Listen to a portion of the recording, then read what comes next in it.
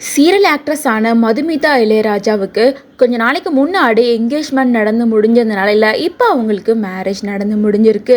மதுமிதா விஷ்ணு அப்படிங்கிறவங்கள தான் லவ் பண்ணி மேரேஜ் பண்ணியிருக்காங்க. பேரண்ட்ஸோட சம்மதத்துக்காக தான் இவ்வளோ நாளாக காத்துக்கிட்டு இருந்தாங்க. ஃபைனலாக ரெண்டு வீட்லேயும் சம்மதம் தெரிவிச்சதுக்கு அப்புறமா சிம்பிளா இவங்களோட வெட்டிங் நடந்து முடிஞ்சிருக்கு. மேலும் Madhumitha Zee Tamil, Sun TV, Vijay TV அப்படின்னு சொல்லிட்டு 3 சேனல்ல டெலிகாஸ்ட் ஆகிற எக்கச்சக்க சீரியல்ல நடிச்சிருக்காங்க. மேலும் சன் டிவில 2015ல டெலிகாஸ்ட் ஆகிட்டு இருந்த குலதெய்வம் அப்படின்ற சீரியல் மூலமா தான் மதுமிதா அறிமுகமாயிருந்தாங்க.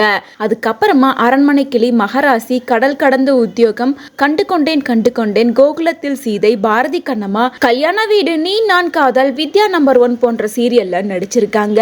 மேலும் ரீசெண்டா நெஞ்சத்தை கில்லாதே சீரியல்லையும் நடிச்சிட்டு வராங்க. மேலும் யாருமே எக்ஸ்பெக்ட் பண்ணாத நேரத்துல தான் இவங்களுக்கு மேரேஜ் நடந்திருக்கு அப்படின்னு சொல்லிட்டு ஃபேன்ஸ் பலருமே இவங்களுக்கு வாழ்த்துக்களை சொல்லிட்டு வராங்க.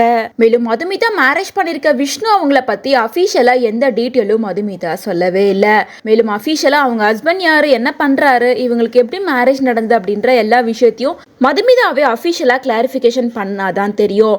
ஆனா அவங்களுக்கு என்கேஜ்மெண்ட் ஆகி கொஞ்ச நாள்ல மேரேஜ் ஆயிருக்கு அப்படிங்கிற விஷயம் மட்டும்தான் இப்ப வரைக்கும் தெரிய வந்திருக்கு.